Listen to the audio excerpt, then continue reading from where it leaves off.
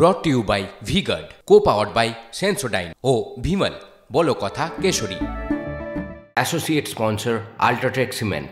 জমি বাড়ি কেনার জন্য অনুমতি নিতে হবে গ্রামের কমিটির। অনুমতি নিতে হবে জানিয়ে একাধিক পোস্টার শহীদ মাতঙ্গিনী ব্লকে।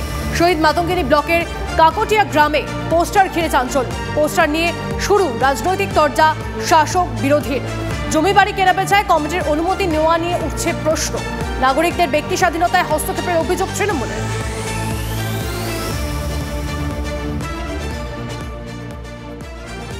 ওই গ্রামে যারা গ্রাম কমিটির পদাধিকারী, সম্পাদক, সভাপতি, তারও বিজেপির মনোভাবাপন্ন।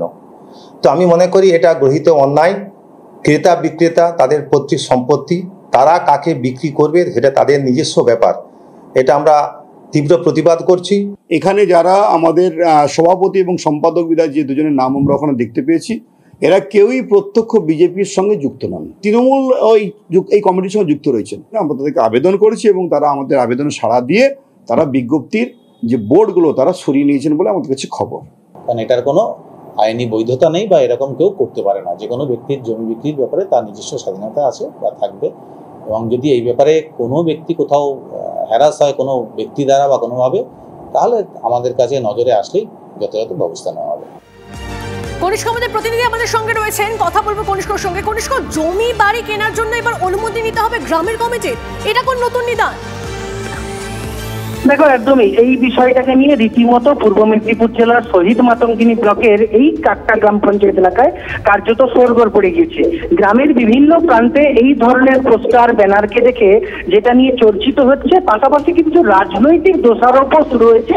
বিজেপি যেমন দোষারোপ করছে তৃণমূলের উদ্দেশ্যে, এবং তৃণমূল আবার দোষারোপ করছে বিজেপির স্বেচ্ছাচারিতার উদ্দেশ্যে। সমগ্র বিষয় নিয়ে ইতিমধ্যে তদন্তে নেমেছে শহীদ মাতঙ্গিনী ব্লকের বিডিও। যদিও একে অপরের দোষারোপের মধ্যে এই জমি এলাকায় বা গ্রাম পঞ্চায়েত এলাকায় যদি জমি বাড়ি কিনতে হয় বা কেউ সেল বা রিসেল করে, সেক্ষেত্রে গ্রামের অনুমতি দিচ্ছে কিনা, গ্রামের কোনো এই কমিটির যারা নির্দেশ দিয়েছেন তাদের কোনো প্রতিক্রিয়া এখনো পর্যন্ত পাওয়া না গেলেও আগামী দিনে এই যে গ্রাম কমিটির যে নির্দেশ সেটা কতটা প্রতিফলন হচ্ছে কেনা বেচার ক্ষেত্রে, সেটা দেখার বিষয় রয়েছে বলে এমনটাই মনে করা হচ্ছে। নজর রাখুন। ধন্যবাদ। আবগারি দুর্নীতি মামলায় আরো বিপদ বাড়ল দিল্লির মুখ্যমন্ত্রী।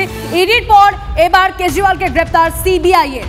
এই নিয়ে আপডেট নেব, আমাদের প্রতিনিধি জ্যোতির্ময় আমাদের সঙ্গে রয়েছেন। জ্যোতির্ময়, দেখো, যেভাবে রাউজ এভিনিউ কোর্ট অরবিন্দ কেজরিওয়ালকে জামিন দিয়ে দিয়েছিল, সেই ঘটনার পরেই কিন্তু ইডি মামলা দিল্লি হাইকোর্টে সামলানো সম্ভব হয়েছে। গতকাল দিল্লি হাইকোর্ট জানিয়ে দিয়েছে যে এখনই জামিন পাচ্ছেন না অরবিন্দ কেজরিওয়াল, কারণ ইডির এই ক্ষেত্রে যে বক্তব্য ছিল যে তাদের বক্তব্য রাউজ এভিনিউ কোর্টে শোনা হয়নি, সেই বক্তব্যকে মান্যতা দিয়েছেন এবং তার জামিন সম্পূর্ণভাবে খারিজ করে দেওয়া হয়েছে।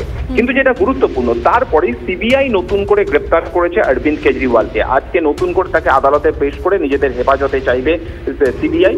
এবং যেটা সব থেকে গুরুত্বপূর্ণ বিষয়, সুপ্রিম কোর্টে এই মুহূর্তে তার জামিনের মামলা নিয়ে শুনানি চলছে। অর্থাৎ রাউজ এভিনিউ কোর্ট জামিন দেওয়ার পরেও যেভাবে দিল্লি হাইকোর্ট তার জামিন আটকে দিয়েছে, তা নিয়ে আগেই সুপ্রিম কোর্টে দ্বারস্থ হয়েছিলেন অরবিন্দ কেজরিওয়াল। সুপ্রিম কোর্ট সেই সময় বলে যে যেহেতু এখনো পর্যন্ত হাইকোর্টে মামলা রিজার্ভ রয়েছে, ফলত তারা নির্দেশ দেবেন না, এবং সুপ্রিম কোর্টের এই জামিনের মামলা রিজার্ভ রাখতে অস্বাভাবিক বলে সেই সময় সুপ্রিম কোর্ট মন্তব্য করেছিল। কিন্তু তারপরে গতকাল সেই নির্দেশ এসে গিয়েছে, ফলত জামিন মামলা ইডি ইস্যুতে জামিন মামলায় সুপ্রিম কোর্টে কি হিয়ারিং হয় সেদিকে যেমন নজর থাকছে, তার পাশাপাশি সিবিআই নতুন করে হেফাজতে চাইছে। ফলত এখনই যে যাবতীয় যা যা সমস্যা, অর্থাৎ তার জেলে থাকার মেয়াদ যে এখনই কোনোভাবেই শেষ হচ্ছে না, সেই বিষয়টি কিন্তু ঘটনার একের পর এক ডেভেলপমেন্ট থেকে স্পষ্ট। ধন্যবাদ Jyotirmoy. Brought to you by V-Guard, co-powered by Sensodyne ও ভিমল বলো কথা Kesari. Associate sponsor UltraTech cement.